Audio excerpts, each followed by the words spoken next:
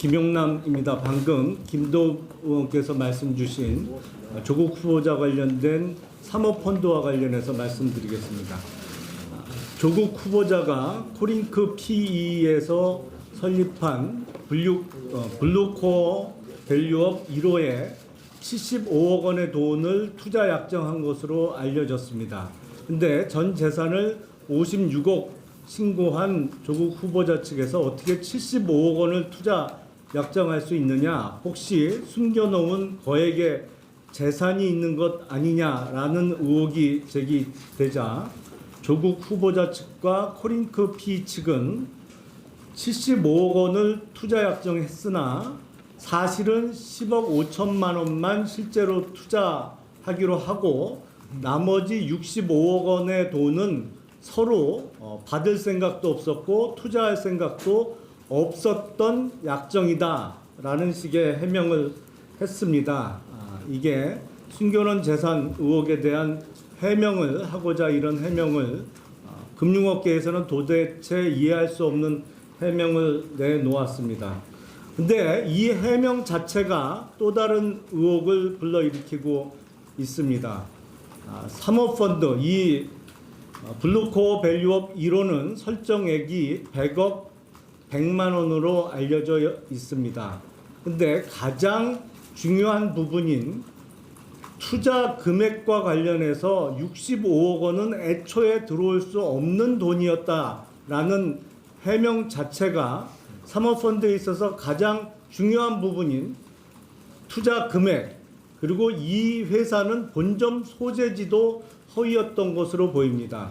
그리고 이 사모펀드 자체가 소위 경영 참여형 사모펀드이기 때문에 투자하는 회사의 10% 이상의 지분을 취득해야만 합니다. 이것은 단순 전문 투자형, 소위 얘기하는 헤지펀드가 아니고 경영권 취득을 목적으로 하는 사모펀드로 설립됐기 때문에 투자하는 회사의 10% 이상의 지분을 취득하도록 운용이 규제되고 있는데, 당장 조국 후보자 측에서 65억 원을 처음부터 낼 의사도 능력도 없었다면 애시당초에 설립될 수가 없었던 사모펀드입니다. 그렇다면 처음 출발부터 가장 중요한 투자 금액, 그리고 설립 목적 등을 비롯해서 각종 주요 부분을 금융감독원에 허위 보고했다는 자백을 한 꼴입니다. 자본시장법에서는 금융감독원에 각종 허위 보고를 한 것을 형사처벌로 규정하고 있습니다. 그래서 일단 자본시장법 위반죄 부분이 스스로 자백한 꼴을 인정하고 있는 것입니다.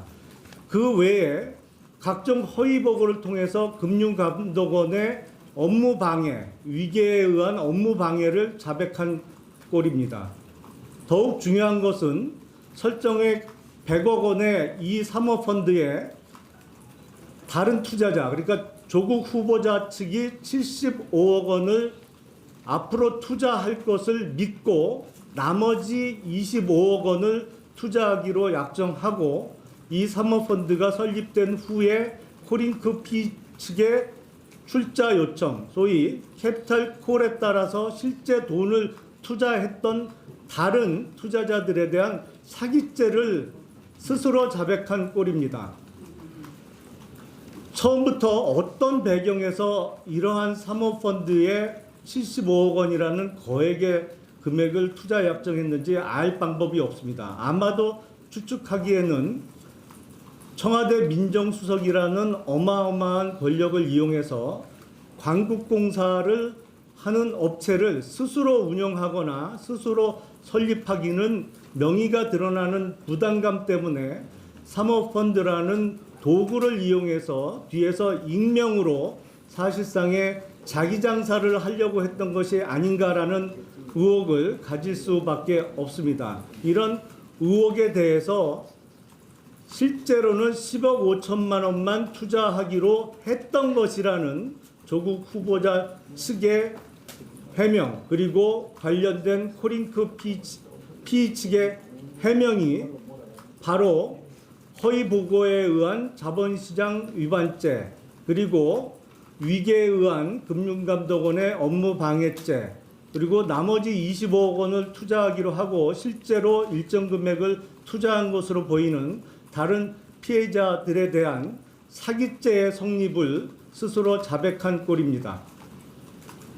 앞서 여러 의원님께서 말씀 주셨습니다만 이렇게 많은 이 운동학원 등과 관련해서 이렇게 많은 범죄와 관련한 이렇게 뚜렷한 혐의를 받고 있는 사람이 다른 것도 아니고 법무부 장관 후보자로 지명되는 나라에 살고 있다는 것이 대한민국의 국민의 한 사람으로서 심한 모멸감을 느낍니다.